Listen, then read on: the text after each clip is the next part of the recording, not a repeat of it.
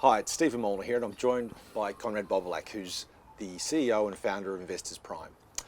Conrad, Australians culturally are very much an independent, she'll be right type attitude people.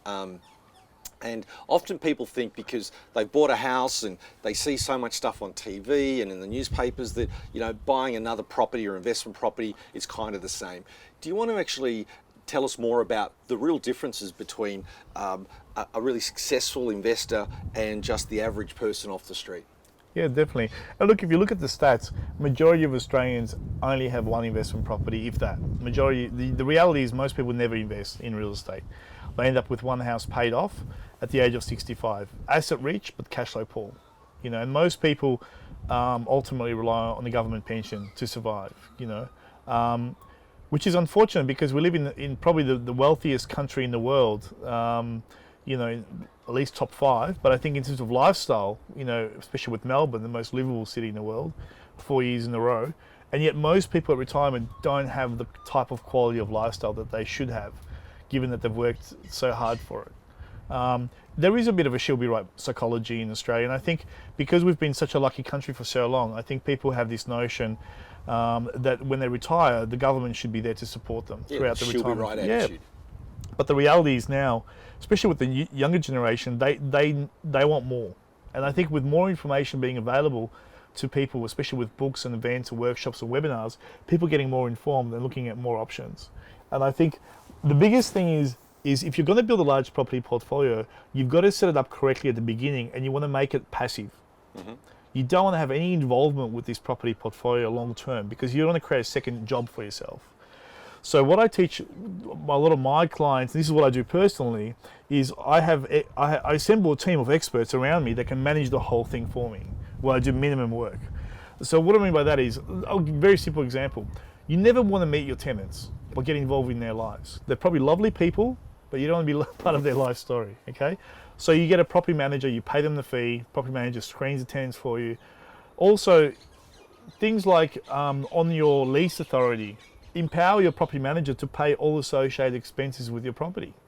Why would you want to be sitting there on the weekend paying bills? Where you can get your property manager to pay it all for you, give you all the receipts, and give you a rental net of any expenses into your bank account. With everything accounted Absolutely. for. Yeah. So having a passive approach and doing it smart is probably the best way. The most important thing is, and this is the biggest problem with most people, is people always think they have more time. And eventually that time runs out.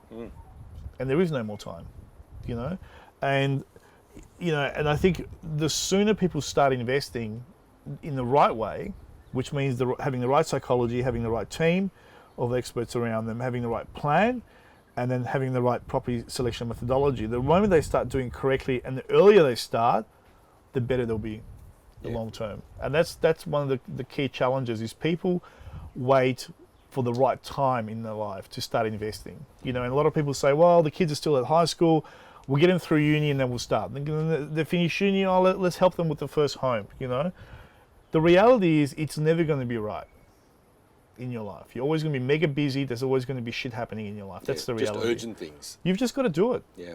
You've just got to do it and structure your life around it. Because otherwise you're going to wake up at 65 and say, now is the perfect time for us to start investing. Our kids are all independent, except the banks don't want to know you now because you can't borrow any more money. Yes. And that's a big problem. Yeah. So I think the earlier people start and the earlier they realize how passive it can be, that it doesn't have to impede on your lifestyle, it doesn't have to intrude, it doesn't have to consume a lot of your time, and then they can see references of other people doing it, the sooner they'll become successcize Yeah, they just systemize it and then they run the system. Exactly. Systems are everything. If you try doing it yourself, and I see a lot of the older generation investors where they got one investment property and every Saturday they're at the property with a hammer and banging nails and fixing things. For them, another property means more debt, more work, maintenance, and hassles. Absolutely. It's not a scalable solution. And this is one of the reasons, like for example, I only buy brand new property. I mean, I've got a number of properties that were built in the 50s and 60s, which are development sites that I'm holding. Yep. But beyond that, I only buy brand new because I don't have any maintenance issues with Sure. properties. I don't have plumbing problems or any kind of problems with my properties. So I think buying things that are passive and setting everything up in a way where it doesn't involve any of your time, if you do that, then you can scale things up aggressively. But if you buy your first investment property, you're spending $300 a week out of pocket for that property because it's not structured correctly, and then you're there spending weekends fixing it up, you're not going to want another one.